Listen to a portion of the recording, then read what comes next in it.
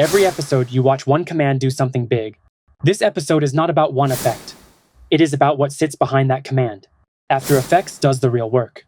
Claude just drives it faster. But the results you saw repeat cleanly, every time. That comes from the workflow underneath. So let me open up this workflow for you. Start with that one command you see every episode. You do not type commands, you just tell Claude in plain words, and it does not stop there. It crosses a bridge, straight into the After Effects you already have open. AE gets the instruction and does the real work right there. So what you see is, you finish your sentence, hit enter, and something grows inside the comp. And what Claude does for you is more than just execute. Sometimes one asks scaffolds a scene for you, following templates I have already battle tested. Sometimes you tune a camera move by hand in AE, and it reads those keyframes back into your script. You are not hand-carrying data between the terminal and AE. This bridge is where that one command actually lands. Once the command lands in AE, what it calls is this next layer. You hand over a prompt, and Claude does not rewrite every line from scratch. It calls into a library of small, reusable functions. Make a comp, batch generate layers, apply a glow, stagger the timing, layer the depth. These are building blocks, not throwaway code. The same block gets reused across completely different projects.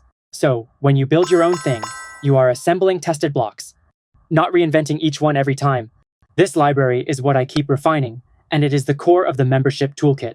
Those blocks are still fairly low level. What really saves you is the layer of finished pieces built on top of them. A callout with an arrow and a label, for example, comes out in one call. Plus dynamic tables, directory trees, cards, privacy blurs.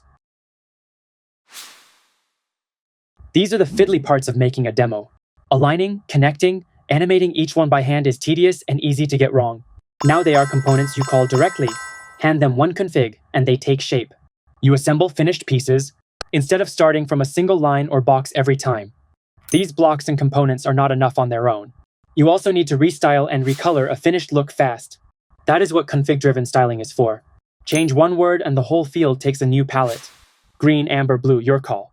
Color, glow, animation timing, all driven by config values you can change. One config can spin off variants, each element picking its own color. This is not a locked template you bought. It is a finished look you fully control and can restyle anytime. This config-driven styling system is in the membership toolkit too, continuously updated. That is the core in place.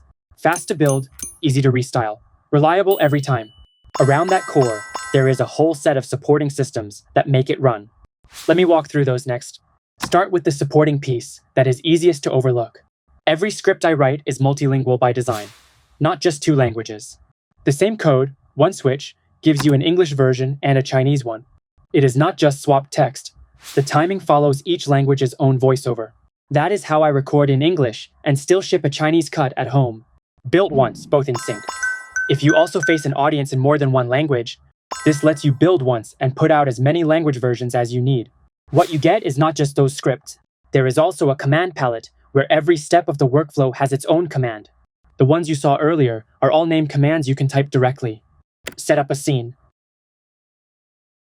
Run a script. Read your hand-tuned parameters back into the script. And there are many more. Reconnect the bridge, check status, trace an error, validate a scene, line up voiceover and subtitles, plus ones that extract narration, split long lines, and format storyboards to polish your docs. And behind every command is a prompt template, refined over many scenes. How to build a scene from the narration and the storyboard design. How to stage complex entrance animation. How to match sound effects automatically. How to design the title, description, and tags for publishing. How to design the video thumbnail. These are just a few examples. Building scenes and laying out the frame, comparison, summary, and cascade layouts. Every kind of layer, text, images, cards, masks, sound effects, background music. Animation, entrances, easing, bounce, transitions, beat sync. Timing, voiceover, subtitles, bilingual, time remap. When something breaks, errors, freezes, step-by-step isolation, and it even remembers the pitfalls.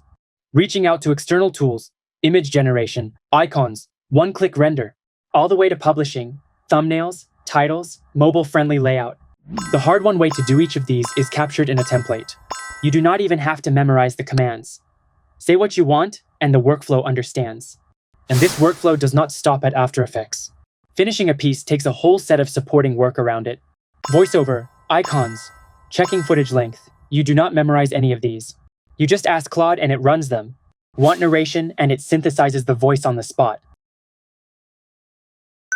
In this tutorial, we'll animate a glowing title in After Effects. Want those little icons and it pulls a whole set. Want to know how long a clip is, and it checks that for you too. They use the same playbook as the AE side, so your whole pipeline is connected end to end, not a pile of disconnected tools each doing its own thing. Once the material is ready, the Premiere step is mostly 2 everyday exports. The first one pulls the voiceover out. One sentence cuts the whole narration into per-scene voiceover clips. It also writes a timing table, how long each clip runs, and which frame it starts on. That table is what AE leans on later to line up subtitles and picture. The second one exports the stitched footage out as a single video. One exports the voiceover and timing, the other the stitched picture.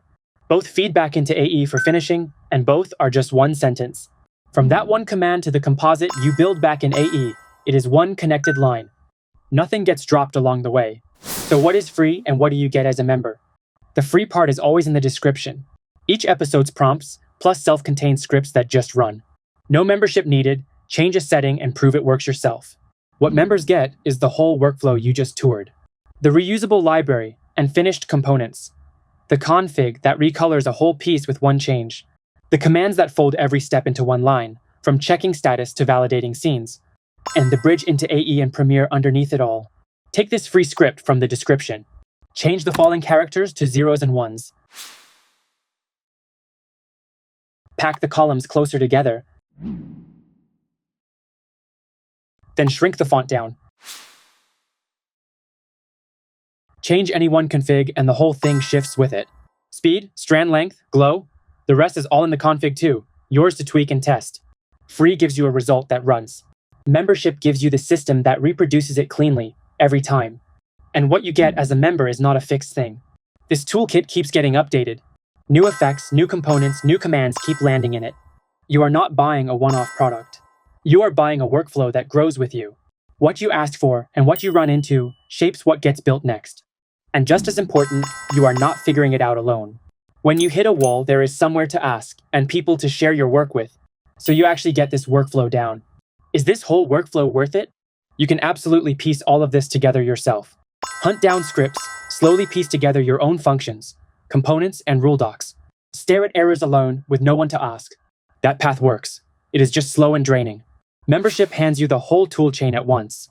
The reusable functions, the finished components, the rule docs that remember every pit, and a group of people building alongside you. What it saves is the time you would lose hitting walls and starting over. The full toolkit lives in the 2D membership. But do not rush to pay. Every episode's prompts and runnable scripts are free. Take them and use them. Watch a few demos. Make sure this is really for you, then subscribe. And you can cancel anytime. There is no long-term contract. To run the whole workflow, the link is in the description. If this helped you, hit like and follow so you do not miss what is next.